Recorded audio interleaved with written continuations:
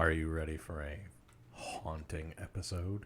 I would like a haunting episode. You would like a haunting episode? You don't think this one is haunting? Well, I guess it's haunting, but it's not spooky. Not spooky.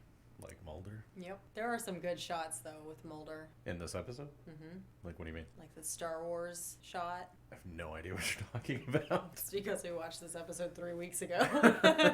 So, I have a question for you. Oh, okay, good. How do you feel about ghosts? I don't feel much for ghosts. So, you're an anti-ghoster? Yeah, I'm an anti-ghoster. I'm sort of a buster of ghosts, you could say. Are you now? Yeah. Is that why you're wearing that pack right now? Yes. I thought it was a weird accessory for podcasting. Well, you know, I keep all my little treats and stuff in my pack. Your snack pack? My snack pack. That's what I call it. My snack pack. Cute. Very cute. So you don't believe in ghosts, the entities that are often known as the essence of a person who has died. Definitely not. What about more like The Conjuring, where it's a demonic creature that's never had a body? Well, definitely not that one either. Okay, so I think they both get cross-referenced as ghosts interchangeably depending on who you're talking to, so I wanted to clarify. Okay. And I also wanted to admit that I believe in the second one, but not the first one. Oh, great. So this is a fun thing that I've recently had to come to terms with myself. Is that why we went to the most spiritual place in the country? No, I just wanted to go there. Oh, okay. Casadega?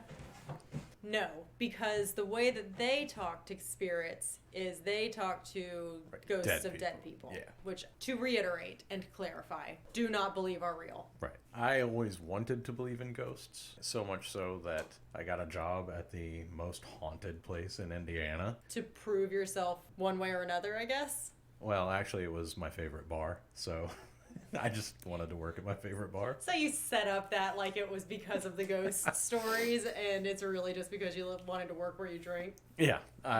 The Slippery Noodle Inn in downtown Indianapolis. The oldest commercial building in Indiana. The place you did not take me the one time I went to Indiana. Yes. The back bar was formerly John Dillinger's hideout. Okay. It was a stop on the Underground Railroad. It was a bar/brothel in the 1800s. And today. Well, it was not a brothel when I worked there. The 1800s, the 1900s, and today. And today. Yeah, it was not a brothel when I worked there. That you know of. But the rooms that were the ladies' rooms upstairs are storage now, and they are tiny. You could barely put a bed in there, so not sure that the ladies who worked there enjoyed their time. Probably not. Yeah, one would assume. But there were several ghosts, quote-unquote ghosts there, and lots of people who worked there had great stories. I never once did. I tried. I would hang out in the back bar with all the lights off and be like, come on, give me something. Never got anything. And then one time I was able to take a group of psychics on a tour. Oh, yes. Of the place. And that is when my belief in ghosts truly just died. Because they were a ridiculous group of people. At one point, one of them was just staring at the corner of the ceiling, and another one came up to her and said, "You really like the floaty people, don't you?" And that's, like, that moment right there is probably when my belief in ghosts died forever. Oh, wow. That sounds painful. What do you think you would have done if you had been in the back room with the lights off saying, "Give me something," and then a ghost, like, came up and tickled the back of your neck? If it just tickled the back of my neck, I would assume that I got a weird itch. So maybe you did have an experience and you just wrote it off like a normal skin irritation. That I have commonly, constantly. And you're just constantly itchy? Always. You should probably Especially if somebody says itch, then I start itching everywhere, like right now. So yes to aliens. Oh, no to aliens. Okay, no to us ever seeing aliens. Okay, that is a different thing. Yes. No to aliens in the way that people see aliens here. And no to ghosts. No to ghosts. And no to demonic spirits. No to demonic spirits. No to Jersey Devils. No to scary dolls. No. Clowns. No to anything supernatural. Nothing. What if you spilled table salt? Do you throw it over your shoulder? I do that. Is it just because you're messy? It's because I like making things dirty. There's just weird superstitions I had from childhood, I guess. Oh, good. So tell us one more. So you've got the salt thing. Never run on the chalk of the base path playing baseball. Really? Do people not do that? Isn't that what the line is there for, to run on? No, you do not run on it. You run next to it. Yeah, sports. That's bad luck. It's bad luck to run on it. Why? It just is. What do you mean, why? It is a ridiculous superstition. There's not a real reason for it. No, I want. You're looking for a logical answer to a ridiculous thing. Yes. Thank you. Now please provide one. Okay, that's interesting. So you've got little things, but nothing, like you said, nothing supernatural. Walking under a ladder, breaking a mirror, stuff like that. What about going into the bathroom and turning off the lights and saying Bloody Mary 3 times? I've never done it, but I don't think anything's going to happen if you do. Would you go do it now? I suppose so. Please don't. Okay. Apparently that's what I have to. All right.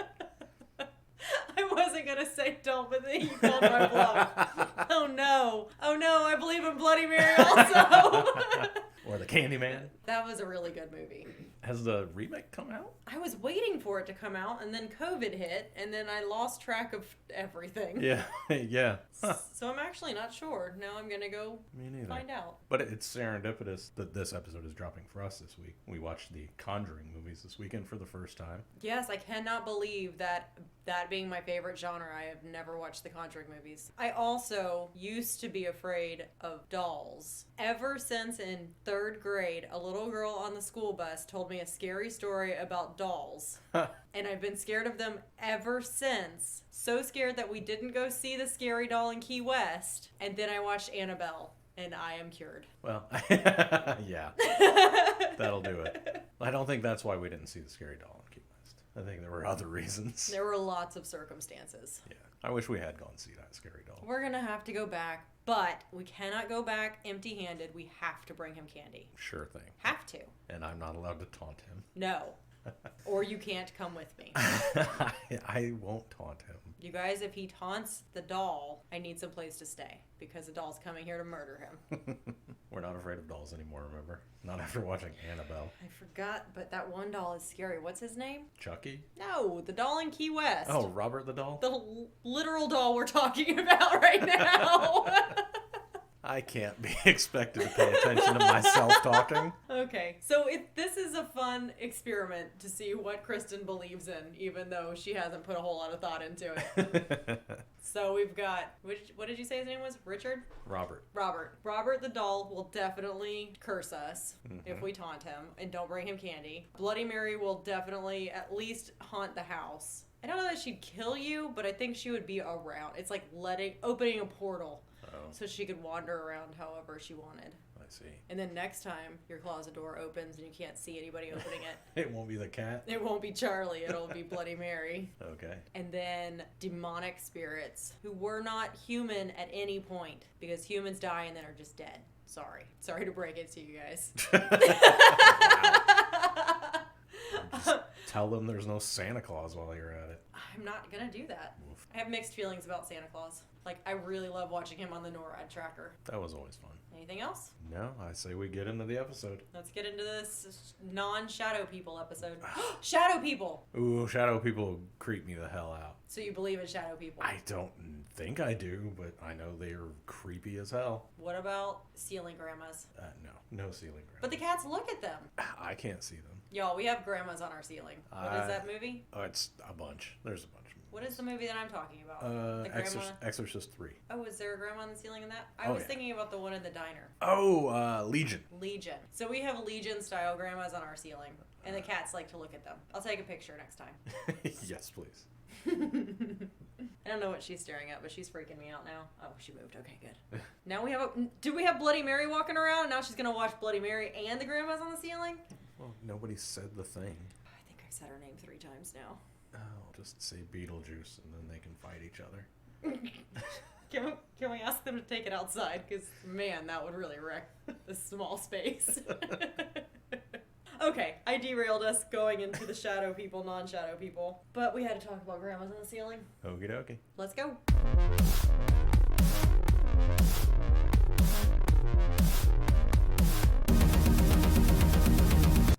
Greetings, listeners, domestic, international, and especially extraterrestrial. I'm Dave Reed. And I'm Kristen Riley, and this is The Cast Files. I am a nerd who somehow never saw the X-Files. And I watched it when it originally aired. The Cast Files, a podcast where we are watching and discussing every episode of The X-Files, spoiler-free. Today we are watching Season 1, Episode 6, Shadows.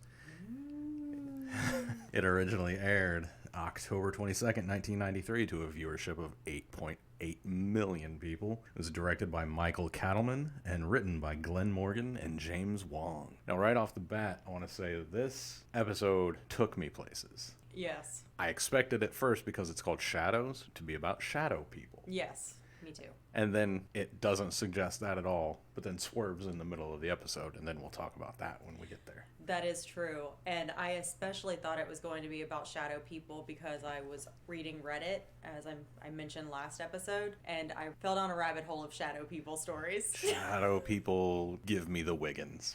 I loved it. Oh. All right. This episode starts out, and we are with Lauren Kite, who is cleaning out Howard Graves' office. They pan across the pictures on his wall, and he's sitting there with, I saw Ronald Reagan and Bill Clinton. I assume HW is up there somewhere. He is. I just didn't Yep. quite see it. So immediately it pings, oh, this guy makes weapons. This guy's a weapons manufacturer. Lauren is in the office cleaning it out and crying. A colleague comes in and asks her if she wants to talk. Lauren doesn't want to talk, but is crying and crying. And she keeps pretending like she's not crying, but her nose is red and her eyes are red, and she's obviously been in there for a while. She's crying over her boss, which is a thing. It's a weird thing. But her colleague, must be noted, is wearing a fantastic 1990s silk shirt. Yes. With a brilliant pattern on it. It's fantastic. I loved it. There's some good patterns. Hopefully we can get a screenshot for the Twitter account. Ooh, yeah, I'll look. Okay. So she's in there for a little while. The colleague leaves. As Lauren is leaving, a dumb Ben Franklin quote moves on the desk. She turns around because she hears it, and she picks it up to take with her. The Ben Franklin quote is, "One today is like two tomorrows with dashes." Before the two, or after the two in the day and tomorrow. Yes, so it's 1-2 dash day is like 2 dash tomorrows. I wish I had that thing so I could bash myself over the head with it. It's the dumbest looking thing. I was really hoping it was going to be the only time we saw it. And it just shows up like a bad penny. Yes, it really does. Is that a Ben Franklin quote? The bad penny thing? Yes, I think why it not? is. Is it? Sure, I thought it was. You know what it is. Fantastic. I'm going to make an image with that also. Great. Oh, one of the things that her colleague gave her was her paycheck while she was in there. And so that's relevant because after work, Lauren goes to an ATM to deposit her paycheck. And there she's grabbed by two men and dragged into an alley. And she's just screaming. She's grabbed by John Oates of Hall & Oates. Like,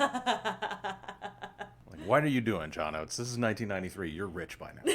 Well, you know what? Everybody wants to guest on the X-Files. I guess so. 2 hours later, two teenagers are looking for a place to stay. They're wandering down the alleyway and bantering. The boy suggests climbing up a fire escape and sleeping in the building. I know a place we can stay. It was interesting. And the camera pans up the fire escape, but not very far. No. You can't really see anything. It obviously stops short of really the window that they're talking about climbing into. He lifts the girl up so that she can wrench the ladder down because, you know, it's up, so she can't just reach. A regular height person can't reach it. You need a boost. As she's jiggling the ladder, a dead body falls from somewhere onto the dumpster, and then the ladder loosens and another body falls at her face. Oh, poor John Oates. The look on the faces is just...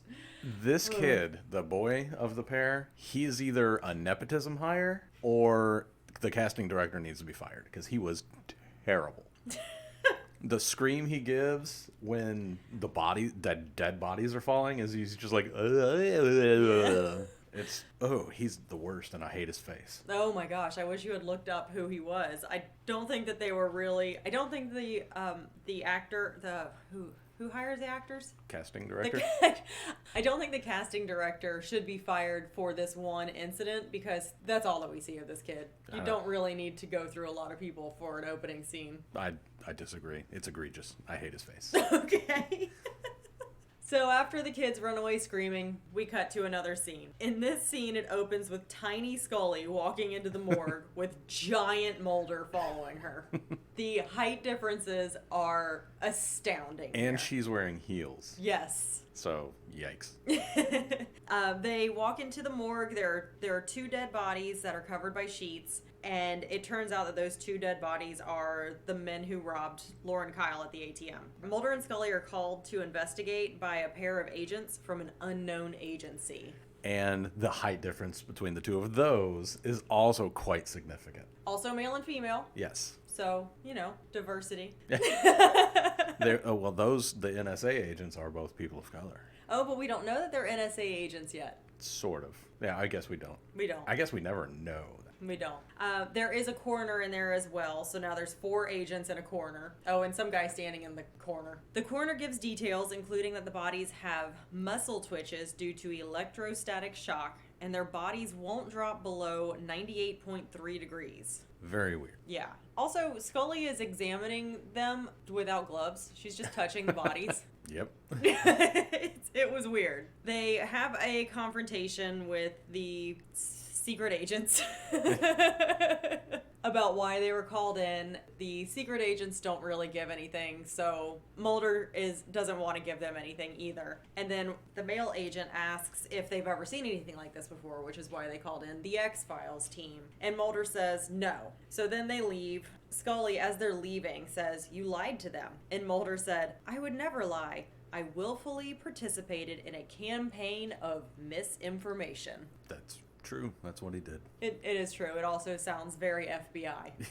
Very, very. And so they're still walking, and I have a whole extra section about what they're talking about where we're trying to figure out who these people are. Scully says, "Who do you think they were?" Mulder says, "NSA, CIA, some covert organization that Congress will uncover in the next scandal." Yeah, pretty good. Since his good friend Strom Thurmond is in the Congress, he knows. Mulder continues, "It's not important who they are, but what they have, and I'm sure they have no idea because they called us in. I have X-Files. Each case has an element of what we saw tonight. Residual electrostatic charge, internal mutilation without any corresponding external causality, but none has all the elements combined in one case. Oh, I forgot to mention that the dead bodies had their esophaguses crushed from the inside." And Scully mentions that. She says, "How can the esophagus be crushed without the neck even being touched?" Mulder, "Psychokinetic manipulation." Telekinesis. Or she says psychokinesis. Yes, Scully says psychokinesis. You mean how Carrie got even at the prom? And then they're wandering into the elevator, and Scully says, "How do we investigate? We have nothing to go on." And Mulder takes off his glasses, leans into her, and breathes on them, revealing 2 fingerprints. It's so smooth. I love it. You did love it, yes. That's real cool stuff. That's the end of that scene, so now we know what happened to the bodies. We know that there's a secret agency, even more secret than the X-Files secret agency. Whoa. Who has no idea what's going on. Shocking. And they have fingerprints. So now we go back to the office. Lauren is back at work. She sees her boss, Robert Dorlin. He is Howard Graves' partner, from what we can gather. They ran the company together. Oh, later there's a whole speech about it, but They were like brothers. Yeah, it was a whole garbage speech that I will not bore you with, but they were basically partners. She wants to resign due to her grief over the death of her boss, Howard Graves. Here, Robert Dorland is the king of god-awful speeches in this whole episode. So my next line is, he makes some god-awful speech about being family and weirdly touches Lauren's hair. Puts his hand on her chin? Yeah. Says, "I will not let you go." Oh, yes. So when he says, "I won't let you leave, Lauren," his gold chain chain bracelet. Gold chain bracelet. Tightens around his wrist. So the first time that this happened, I thought she shocked him. I must have been typing and I only saw his reaction. But the second time I noticed that it was his bracelet. He doesn't react well to this. It gets real tight. Yeah, I know that, but he is behaving like he's having a heart attack. Well, it's because his chain is cutting into his wrist and he's about to cut his hand off. Shouldn't have stopped there. Okay. All right, well, he lets her go, and he's dealing with his bracelet, and then his bracelet falls off. It just loosens and falls off. But he does stop trying to talk her out of quitting. He gives her 2 weeks, and she leaves the office. Next, we are with Mulder and Scully. They go to the scene of the dead bodies. Mulder figures out he can get footage from the ATM, and the way that he recognizes this is by having the sketchiest woman at the ATM. We weren't speaking about bathroom trolls, but if there were a different kind, she was like an ATM troll. Her shoulders were hunched, her head was down, she was looking around like she was stealing the receipt from her ATM transaction as she ran away. I saw it as her looking at Mulder like he was trying to get her pen, and she was... Don't look at me. Don't look at my pen. I want more of that lady. You want less of the kid at the beginning, and I want more of the ATM lady. So with that scene, which I highly appreciate, they realize that there's video. Mulder and Scully take the video and are reviewing it back at headquarters. As they review it, they see Lauren Kite at the ATM, and then they see 2 men assault her. As they see these grainy images, they also see a figure in the background, which isn't apparent to the naked eye until they really stop at the right frame. Yeah, and then it's still just a blur. But they feel like they've got something. So they find Lauren. They go to her home, and she initially denies all of it. But Scully shows her the photos from the video. Scully asks, "Have you ever seen this person before?" And shows Lauren the overexposed blur. Right, and for some reason, Lauren does recognize that person, which is pretty weird to me. Yeah. So when Scully has the picture, Lauren finally admits that this did happen. This incident happened. She said she was depositing her paycheck when they grabbed her, but she still claims she doesn't know the 2 men. And Scully reveals that they were later that night found dead. Lauren is acting odd, which I don't actually find odd if you're being interrogated by 2 FBI agents about an assault that you didn't report. Yeah, I imagine if I ever talked to any FBI agents, I'd be acting pretty odd. Especially if you got assaulted and then you got away and then the FBI agents came to find you about the assaulters who then turned up dead. Yeah, and one thing they never actually explain is, so did Lauren see them die?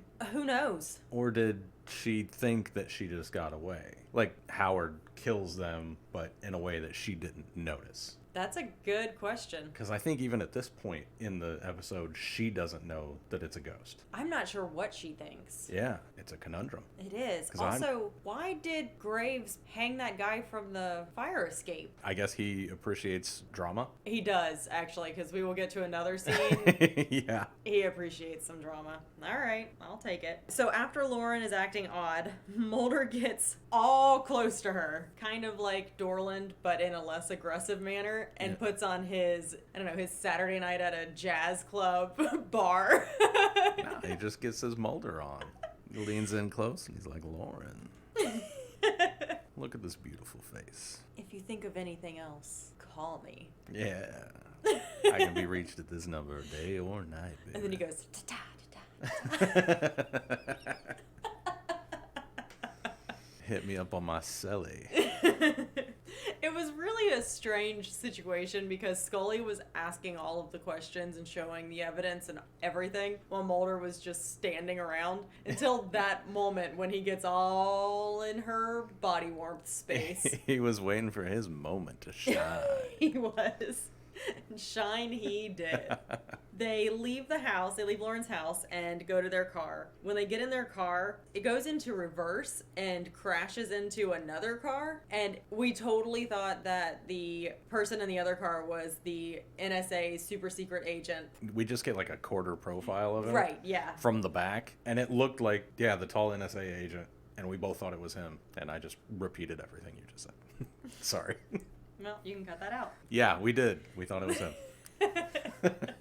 But then it cuts to commercial, and we realize, oh, they had similar haircuts. And we're both wearing suits. So after the car crashes and we cut to commercial, we cut back in, and they are just bantering while Mulder is looking at, he's kneeling down looking at the car. And Scully walks up. Mulder asks Scully how she is, and she says, I'm fine, although I do have a standing in line at the DMV-sized headache. And Mulder replies, mine's more IRS-sized. Apparently, the car was brand new, had 100 miles on it. The mechanics could find absolutely no tampering, nothing wrong with the car. The lights are on, but other than that, there's... Because the filaments are hot. So the lights aren't actually on, the filaments are really hot. That's right. Because things get hot when ghosts touch them. Right. If there's anything that's just constant throughout all of ghost hunting, it's heat. Right. Right. There are always hot spots in the air and electric light bulb filaments heating up constantly. So Mulder says, what if it's possible to raise the body's electric charge to the levels we've been seeing and to affect objects? And Scully says, are you saying Lauren Kite crashed our car? He says, either that or a poltergeist. And Scully goes, oh, not Scully. Me and Scully simultaneously right. Go, they're here. And Mulder is unfazed and just says, they may be. Yeah. It's getting their rapport is getting really good. Yes. And I felt a connection with Scully in that moment. Yes. It was a beautiful scene. That scene can stay forever and always because the banter from start to finish. Yeah. Great stuff. I was just going to say, good job having your gun on you, Mulder. Oh, yeah. Because a lot of times you guys don't. That's true. His was prominently displayed. Good job. So after the mechanic, Mulder and Scully go back to the office building. And while they're at the office scoping it out, what are they doing? It's not quite a stakeout, but surveillance. Just surveillance. Generic surveillance. I wanted to say sightseeing. Sightseeing? They're sightseeing. While they're sightseeing in Philadelphia. At the office. Which comes back up later. They witness Lauren being a real Karen to the guy trying to update the name on dead Mr. Graves' parking space. I don't think she's being a Karen. She's being upset. She's grieving. I think she's being extreme. I also agree. I don't like the Karen situation, but that's what I wrote initially. She's grieving and she's upset that they're replacing his name, also while wearing a fantastic vest. Oh, she is. It's a great vest. I love it. Thumbs up on that vest. Yes. So now they look at Lauren being extra to this guy just trying to do his job. And they realize there's something connected with Lauren and this Graves character, but they don't know who Mr. Graves is. So where do they go? Microfiche! Yes! They go to the library and look at microfiche. While they're at the library, they find out who Howard Graves was and find out that Lauren Kite was his secretary and that he committed suicide. So here's a bit of trivia about this scene. When Mulder and Scully are in the library, if you look at the newspaper report above the story of Howard Graves' suicide, there's an article about a killer who extracts his victims' livers and escapes from impossible locations. Holy crap. Did you catch that? No. Oh. I looked it up. Well, good job, Michael Cattleman, putting that in there. It was great. Or the props department, whoever did it made that decision. Yes, it was just one of the, here's a little bit of trivia. So next they go to Howard Graves' grave. And when they're there, who else is there? Lauren! Also in her very fabulous vest. I didn't quite put that together. Were they going to Howard Graves' grave just to go to his grave, or were they following Lauren? I thought they were just going to the grave, but you're... probably would have. It wouldn't really make sense for them to stop following Lauren, then go back to following Lauren. But they did stop following Lauren because they went to the library. No, that's what I'm saying. They're probably not following Lauren. Oh, yeah. That's why they're just going to his grave to go to his grave, which, why? That doesn't make any sense. Because they have to meet the fabulous... the caretaker? Okay. There are some wonderful characters in this episode, and he is one of them. I really enjoyed him. Yeah, he is my second favorite graveyard caretaker. Who's your first favorite? Rupert Rupert Everett in Cemetery Man. It's an Italian horror movie. Okay. Another good quip here. As they see Lauren at the grave, he says, "You won't find many people at their boss's grave who aren't dancing on it." Yeah, true. Yes. Very true.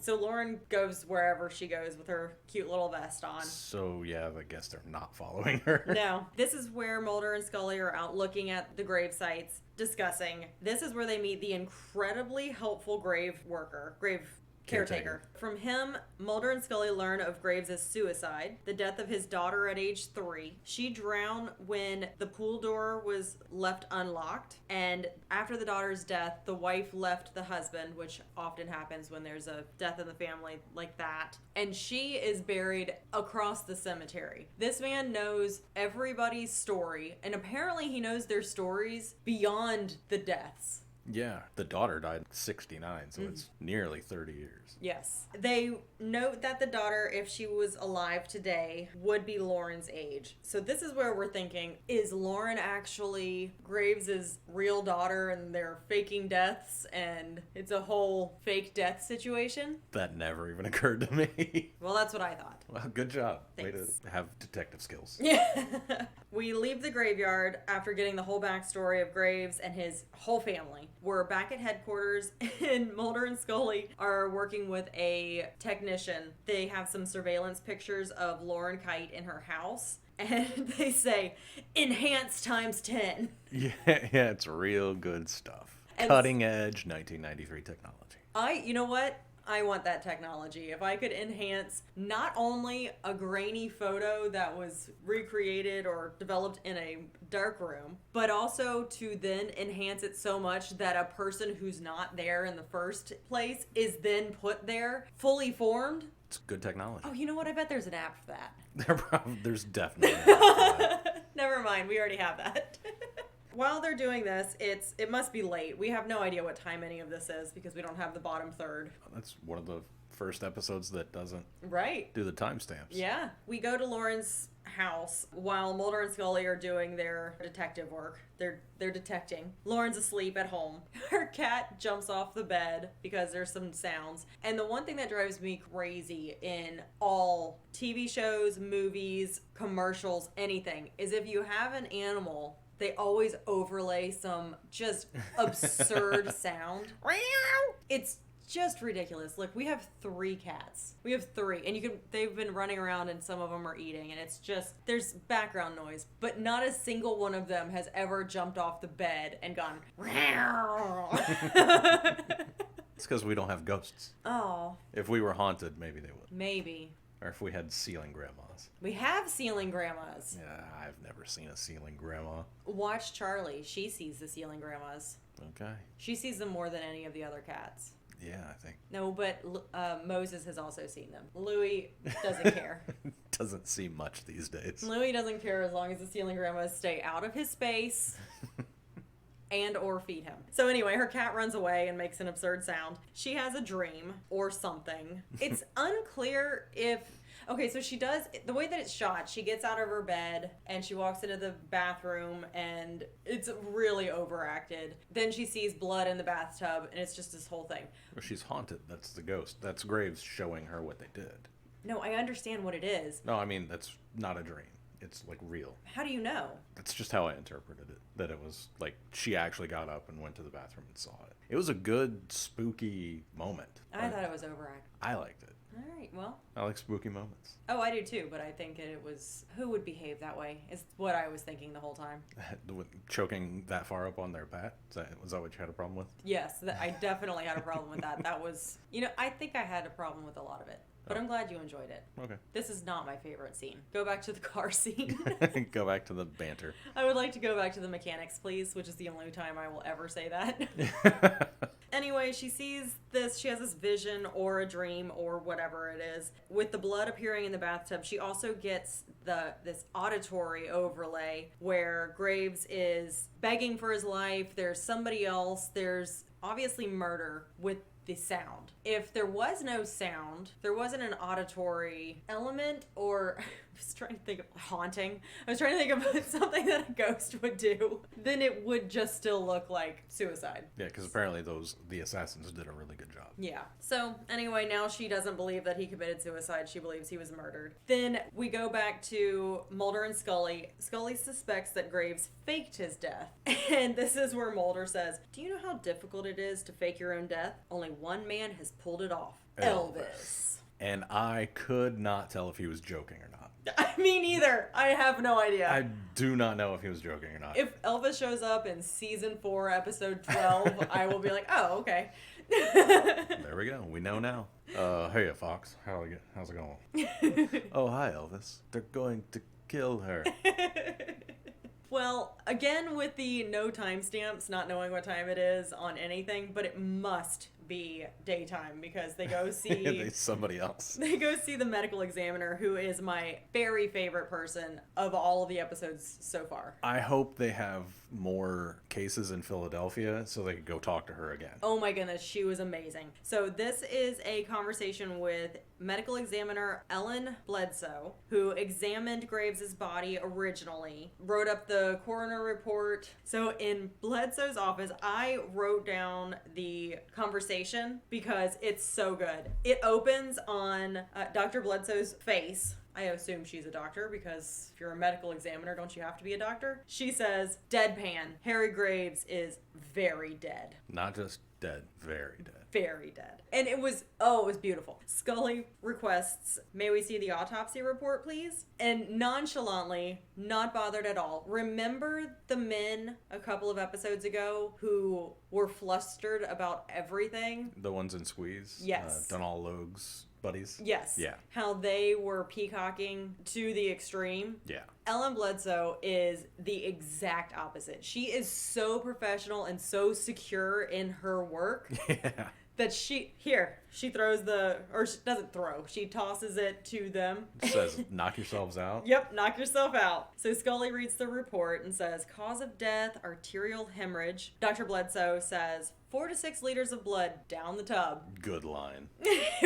She's so good. Oh, I love her so much. Scully says, well, there seems to be some blood work missing here. Dr. Bledsoe, we only do that when we suspect homicide. Mulder, I don't suppose you ran any dental confirmation? Dr. Bledsoe, what for? It was him. Scully, how do you know? Dr. Bledsoe, it said so on the toe tag. Said so on the toe tag. It was so good. And then Mulder asks who made a positive ID on the body. Scully looks through the report and says, Lauren Kite. Shocking. Right. Mulder, but Howard Graves was cremated. There would be no way to run a dental check or to get a DNA sample. And Scully said, yes, there is. His body's tissues and organs were donated. Which I said, they can do that? That seems highly invasive? Scary. Yeah. So that scene was wonderful because of Dr. Bledsoe. And I loved her performance so much that I looked her up. Her name, the actor's name is Lorna Gale. She was a Canadian actress, playwright, and theater director.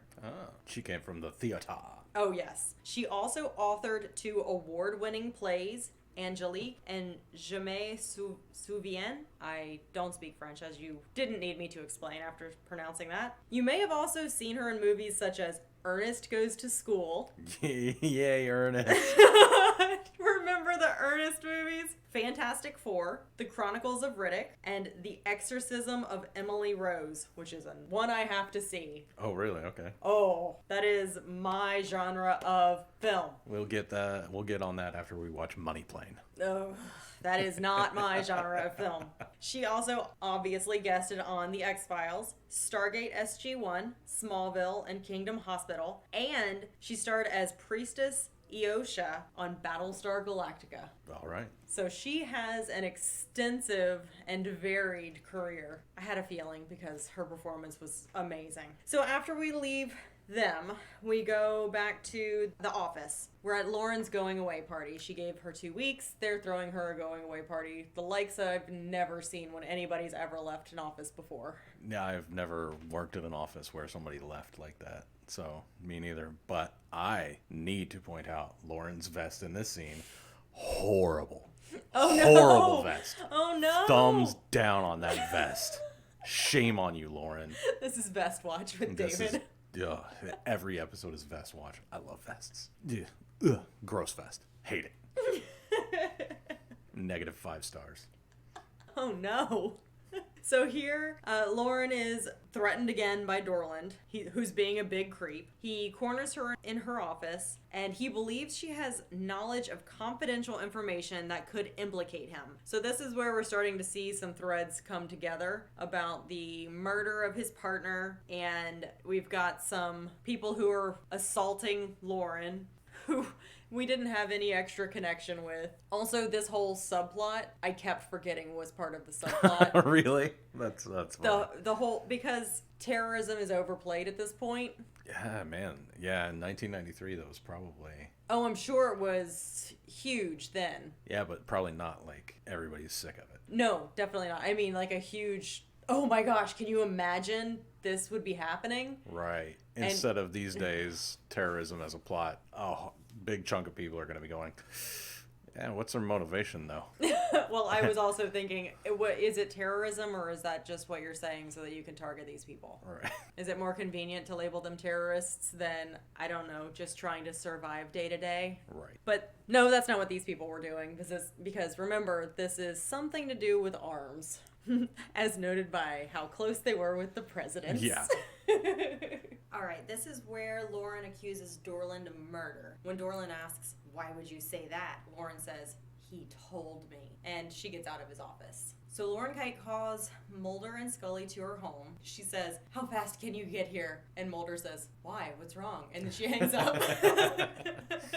Yeah, not very good investigative work that time, Mulder. No. But before the agents arrive, 2 assassins hired by Dorland arrive to kill her Lauren. Before they get into the house, what's his name? Graves, the ghost, is trying to keep the door locked and keep the door shut, and she's like fighting him on it. Trust your ghost. You already know that this ghost is there to protect you. This scene made me think of of Angel and Cordelia's house ghost. Yeah, Dennis the Phantom. When Faith goes to LA and tries to beat them up, Phantom Dennis tries to keep the door closed. Yes. And they fight him. Yeah, it's the exact same thing. Made me think the exact same thing. It's frustrating every time. You know that this ghost is on your side. Trust your ghost. Yes. So this is our advice for this episode. Trust your phantom. Trust your phantom. So the assassins get inside because Lauren doesn't take a hint. An invisible force, which is the ghost, kills both of them while Lauren cowers in a corner yelling, "No!" The ghost grabs the male assassin, hangs him up, and like chokes him out. And the female assassin is smart. She does not waste time. She's like, "Oh, this is bad. I'm getting out of here." But she's just not fast enough. But I like that she wasn't just dumbstruck sitting there going, what's going on? As the man is being held, Mulder bursts in. Female assassin is dead, and she's up against the door. He pushes her away from the door, and it's an absurd scene. Do you remember how her body just kind of falls? No, I don't. Oh, that's too bad, because you made all of the comments about it.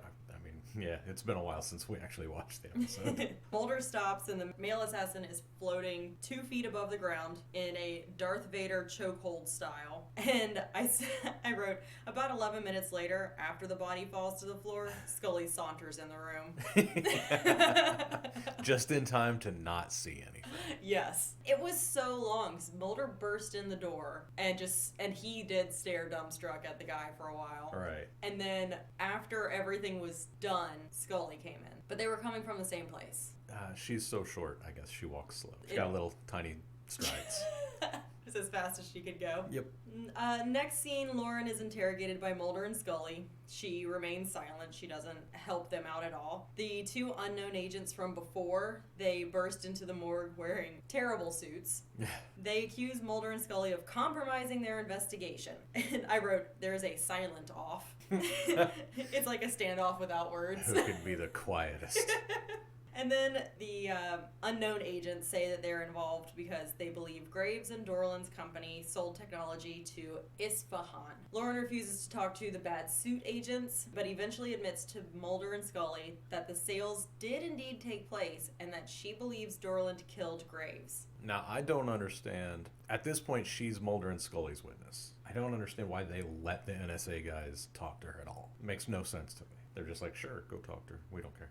Yeah. Lauren reveals that due to her status as a secretary, she was able to be invisible during discussions, and she is real broken up about her position, although she's apparently family. One day, the two men who had attacked her and wound up dead came in. They were part of Isfahan. Isfahan is a group that purchased parts for outrageous prices. Yeah, just parts. Just parts. Like, you can buy full weapons, but they're just buying parts. Yeah, they just bought parts, and they didn't work a very good deal. They were bad at negotiating.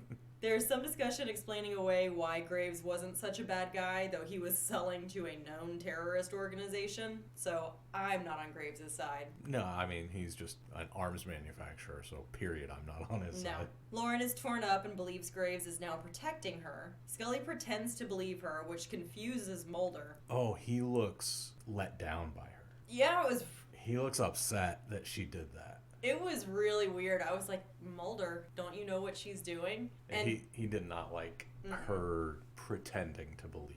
No. It's like it hurt his feelings. Right. Even though Mulder didn't like it, it was obviously the right move because it got Lauren to talk. And this interrogation and disclosure leads the FBI to obtaining a search warrant for HTG Technical Industries offices. The FBI executes a search of the company's offices, but are unable to find any evidence. They, again, are less diligent than the NSA tearing through Kevin's bedroom. The other agents are there as well, in better suits, I noted.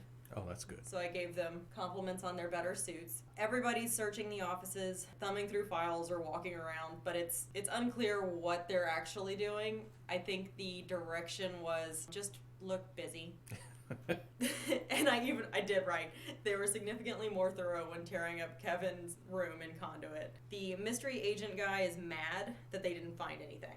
You keep calling him the NSA guy. I keep calling him the mystery guy because they still haven't identified themselves in the show. No, I think Mulder speculated that they were NSA. Yeah. And so I just ran with that. But he was real mad that they didn't find anything, and it ruined a year-long investigation. Right, but Mulder got their investigation to a point where he got a search warrant. So Mulder helped them out. I don't know who he's mad at, but it's bad. He's a bad cop.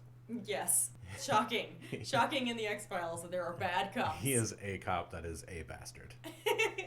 In the office, Lauren is not liking that they're not finding anything, so she attacks Dorland. He grabs a letter opener and points it at Lauren. Then a tornado occurs in the office. Office tornado. Yeah. As Scully bangs on the now closed door, Graves' spirit takes the letter opener that's now pointing at Dorland's face as Dorland chokes. And then he flings it at the wall, cutting open the wallpaper, revealing a computer floppy disk with evidence. You know what that is right there. That is 1.44 megabytes of bad person evidence. And so they have evidence. Hooray. While they're leaving, Mulder says, "Hey, Scully, do you believe in the afterlife?" And Scully replies, "I'd settle for a life in this one." Da! And then weeks later, Lauren is starting her new job in a different city. Her new boss lady says she asked for some papers 25 minutes ago. And then her table and coffee mug start to vibrate, Jurassic Park style. Yeah. Lauren freezes, thinking Graves has followed her. But it turns out that the office shakes whenever a truck rolls by. Not that Graves was going to murder this woman for saying something real. Yeah. Where is this building built that every time a truck goes past it shakes like that? On the interstate, it's a bridge. It's an overpass, and it's directly on the overpass. Oh, and I also wrote, if she gets super vengeance-y after being admittedly 25 minutes late, no one will survive long around her, regardless of where she goes. No. That is it for Shadows. Yeah, this episode had me all over the place because this episode is all over the place. It really is. I don't think it knows what it's trying to do. Yeah, because at first I'm thinking they lead you to believe it's telekinesis, which I'm like, oh, there's an Angel episode about that one too. A telekinetic who doesn't have control over her powers. Right. I wanted it to be faked death. I wanted Graves to actually be Lauren's dad, and then he faked her death and his own death, and then they were going to get away. Interesting. It would have been. But then that wouldn't have been spooky. This wasn't spooky either. We don't even know what happened to Graves. Yeah, he's just a ghost out there now. Not protecting her anymore. Another episode where there's nothing solved. No resolution, really. There's a resolution to the arms dealing subplot, but that's not like what the X-File is about. Right. Another just loose end. Another loose end. So now there's just a ghost out there bumping around. Doing whatever ghosts do, I guess. Well, you know who I do hope that we revisit from this episode? Who is that? The graveyard guy. Yeah, graveyard guy was nice. I liked him. He knew everything about everything. Yeah. And so I would like him to show up in another episode whenever we're in Maryland again, I guess. And just tell us some more backstory about dead people. Yeah, just go one by one through all the graves. I would, you know what? Better than some ghost tours I've been on. Yeah. Yes.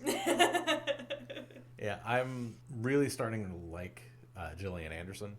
This is actually the first thing I've watched with her in it. So really? Yeah, I don't believe I've ever watched anything with her in it. I love Gillian Anderson. Yeah, she's growing on me. Well, we have a whole world to open up to you. So yes, we do. If you really want to deep dive, because you have watched David Duchovny and stuff. Yeah, I've watched him in a few things, yeah. I've seen him in a few things. I have not watched Californication. Yeah, you would not like it. Nope. I loved it. You would not like it. But in this thing that we're watching them in, who you shipping? I'm shipping Lauren and Graves. Ooh, a ghost and a girl. Since they aren't actually related and I wanted them to be, I've decided that her emotional connection with this guy is not healthy, and so I'm shipping them into an unhealthy relationship. Okay, yeah, that would be really unhealthy since they're like father and daughter. And ghost and girl. Yeah, pretty creepy. Yep. All around. Well, that's what I'm doing. You? Yeah, there was not a lot to go with in this one, so I'm going with the 2 NSA agents. Since I'm probably not going to be shipping Mulder and Scully, I'll ship these guys that are partners over here. There was zero chemistry between them two. Them two? Those two. Yeah, there was not much chemistry between anybody and anybody else in this one. But, you know what? I like it. I like where you're going. It's as though they're dressing as a couple, not in matching attire, but in how bad or good they're dressing. Because when they wore bad suits, they both wore bad suits. And when they wore better suits, they both wore better suits. Oh, well, all right then. So they're coordinating. Okay. All right. And how are you surviving this? I think my solution, my survival in this is not work for war criminals. Oh, okay. I like that. I was going to just never be friends with someone like Lauren.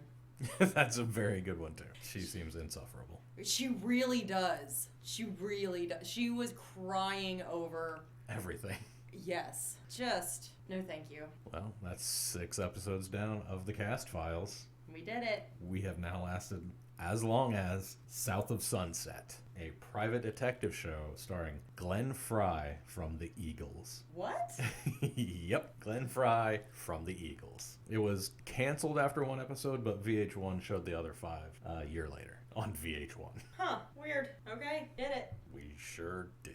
Cast Files is produced by Kristen Riley and Dave Reed. This episode edited by Dave Reed. Music by Hal Six. Logo by @UkaArt. That's OOKAART. You can email us at thecastfiles@gmail.com. That's the with 2 E's. You can get us on Twitter @castfiles. You can find me on all the socials @Dave Reed. That's DAIVEREED. And if you could pretty please rate and review us on Google Podcasts and Apple Podcasts, we would really, really appreciate it. And go buy some merch at TeePublic in our TeePublic store. And hey, you're doing great.